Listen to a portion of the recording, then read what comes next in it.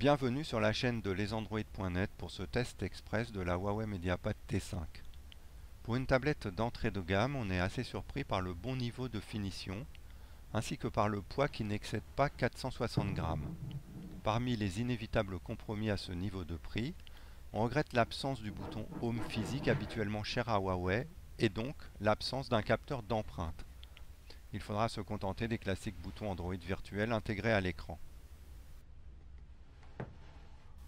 L'écran en technologie LCD IPS a d'abord le mérite d'offrir une résolution Full HD+, c'est-à-dire 1920 x 1200 pixels, ce qui est assez rare à ce niveau de prix. Les contrastes supérieurs à 1501, synonyme de noir assez profond, sont excellents pour une dalle LCD. Comme on le voit en comparant les écrans des deux tablettes affichant la même photo, celui de la T5 se révèle un peu moins lumineux que celui de la Huawei Mediapad M5 Lite, qui est lui-même moyen. Rien de grave en intérieur car on baissera même la luminosité pour ne pas être ébloui. Mais en extérieur, la lisibilité en souffre. La Mediapad T5 a obstinément refusé d'exécuter le test de performance en tutu. Mais on a pu exécuter la partie 3D du test avec les T5 et M5 Lite côte à côte. Or, les résultats sont visuellement presque identiques. C'est assez normal car les deux tablettes sont équipées de la même puce, une Kirin 659. Comme la Mediapad M5 Lite a atteint elle-même le score assez correct de 86 976 points, on peut supposer que la T5 aurait obtenu le même score. Bon, en pratique, les performances 3D rendront certains jeux assez saccadés, mais à l'usage, la Mediapad M5 se montre assez réactive, par exemple quand on navigue dans l'interface Android.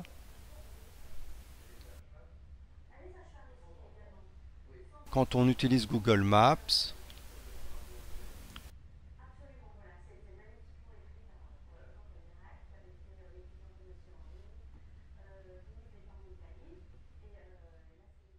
quand on surfe sur le web avec le navigateur Chrome,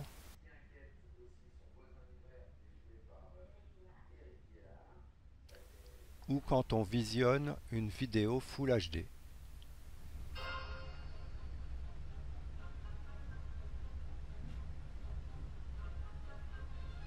La Mediapad T5 s'en tient à un port micro USB, donc non réversible. Mais ce port est OTG. On a ainsi testé avec succès la connexion d'une clé USB initialement formatée sous Windows. On a également relié un clavier USB standard qu'il a juste fallu basculer en AZERTY dans les paramètres du système.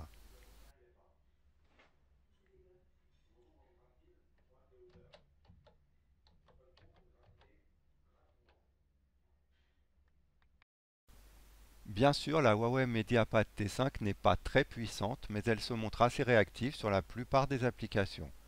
De même, les capteurs vidéo sont très moyens, le système sonore est basique, et le port USB est seulement de type micro USB, donc non réversible.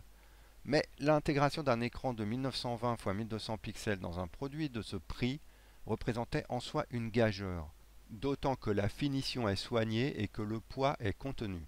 En finale, la Huawei Mediapad T5 offre un bon rapport qualité-prix.